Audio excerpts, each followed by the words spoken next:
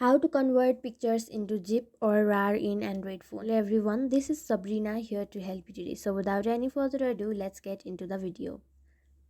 So first head over to your Play Store and then search for RAR. Then you have to install this application. After you have installed it, go to your gallery and then simply select a picture which you want to convert into GIF.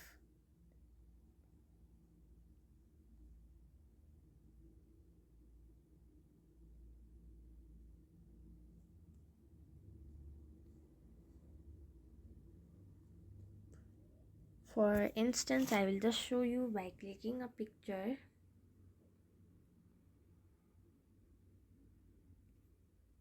And now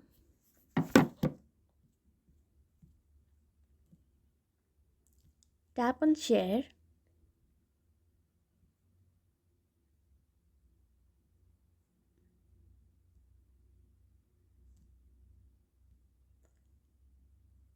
Then you will have to export this to RAR. And you can either convert it into ZIP or RAR, then select OK and it will be done.